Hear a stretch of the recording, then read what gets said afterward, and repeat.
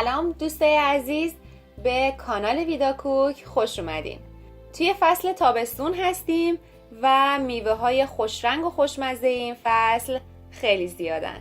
من امروز رفتم باغ آلبالو و مقداری آلبالو چیدم و طرز تهیه مرباش رو میخوام براتون آموزش بدم.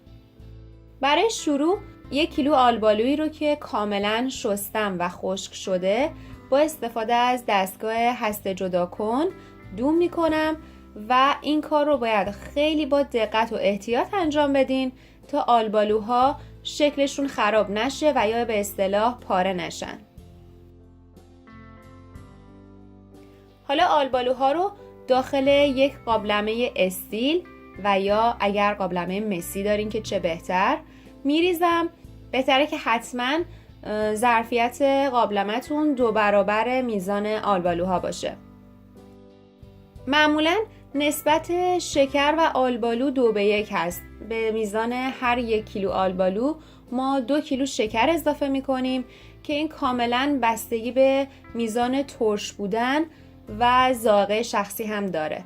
آلبالوهای من همونطور که میبینید 2 رنگ هستن و این نوع آلبالو بوده، یعنی یک سری از آلبالوها تیره بودن، یک سری دیگه نوعشون متفاوت بود و روشن‌تر و خیلی هم ترش نیستن. پس من به میزان 1 کیلو آلبالویی که دارم 1 کیلو شکر لابلای آلبالوها میپاشم و درب قابلمه رو میذارم و اون رو به مدت 5 الی 8 ساعت میذارم داخل یخچال. الان 8 ساعت گذشته و همونطور که از نمای نزدیک مشخصه آلبالو کاملا آب انداخته. نکته خیلی مهمی که باید اینجا بهش دقت بکنیم این هستش که مدت زمان پخته مربا یه چیزی حدود 20 الی 25 دقیقه است و در تمام طول پخت حرارت باید متوسط رو به بالا باشه. حرارت رو روشن میکنم، صبر میکنم تا شروع کنه به جوشیدن. بعد از اینکه شروع کرد به جوشیدن تمام کف ها رو با کمک یک قاشق جدا میکنم.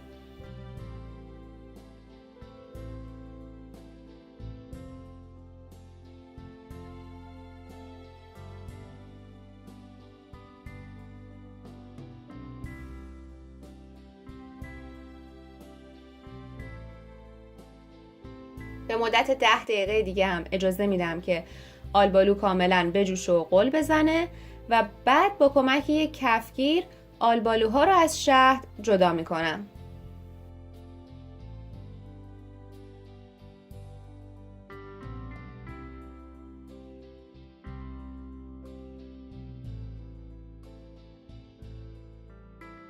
شهد باقی مونده همون شربت آلبالو هم به حساب میاد. شما میتونید توی این مرحله مقداری از این شهد رو داخل یک ظرف دیگه بریزید و به عنوان شربت ازش استفاده کنید.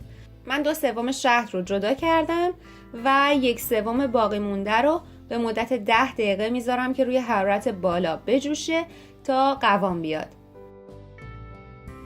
بعد از اینکه شهد قوام اومد دوباره آلبالوها رو بهش اضافه میکنم و به مدت 10 الی 15 دقیقه با هم بپزن و مربا کاملا جا بیفته. الان مربا آماده شده.